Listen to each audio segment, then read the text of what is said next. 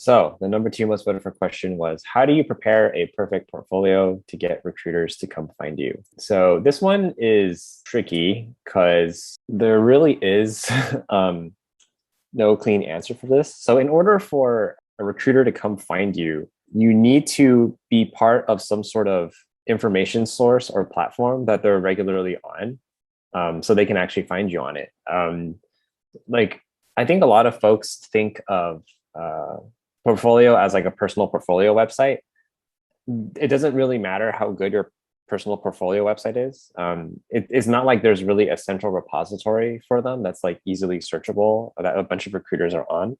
So it's not really possible for you to make a portfolio website that is just so good that recruiters come to you, unless it's like so amazing that it goes viral in like a tweet or something and then it gets like 5 million hits.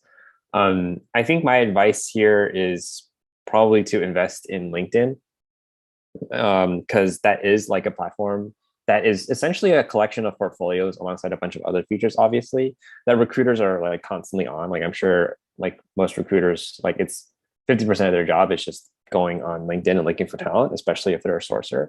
I can attest to this from my personal experience. Up until I went to Facebook, pretty much every job opportunity I got was from LinkedIn, including my very first full-time job. I actually was reached out on LinkedIn to work at PayPal, and that's how I ended up working at PayPal, straight out of school. That was my manager though, not a recruiter, but close enough.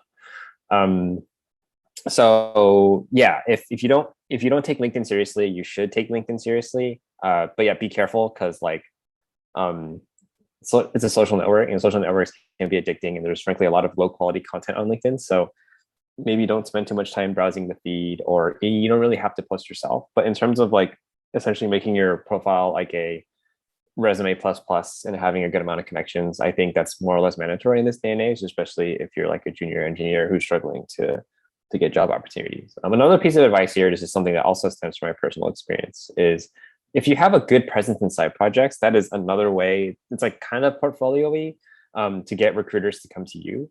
So to add some context here, I do a lot of Android development for fun. I've published like around 30 apps to Google Play now.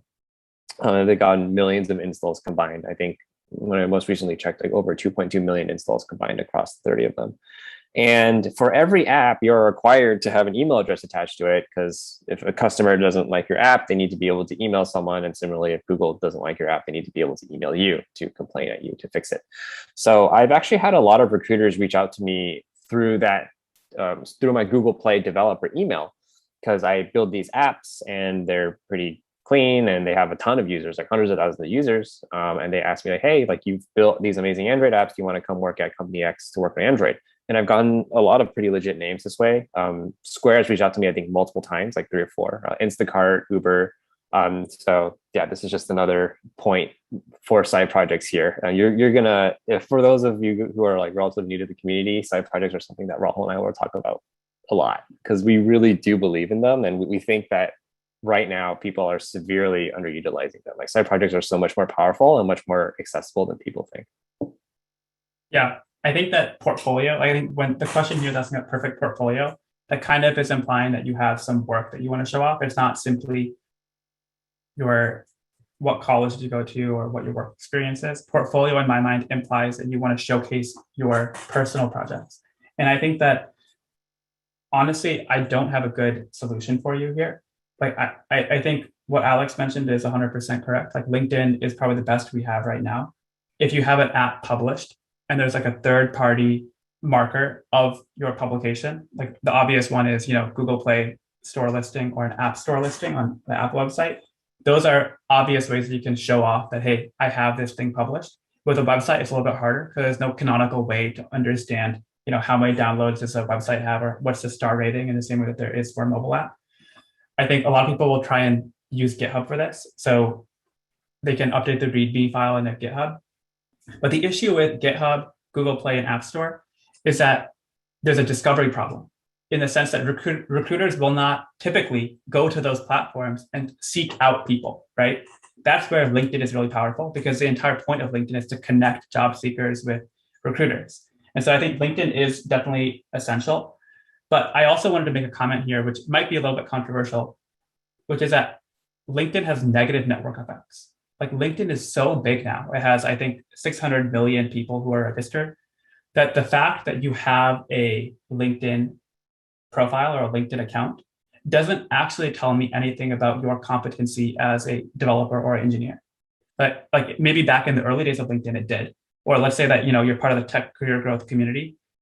There's only 4,000 people in the community. So like I can tell with pretty high confidence, this is someone I trust. This is someone who's a human who, cares about their career. But hypothetically, if our community had like 10 million people, I can no longer vouch for people in the same way that I can vouch for people now.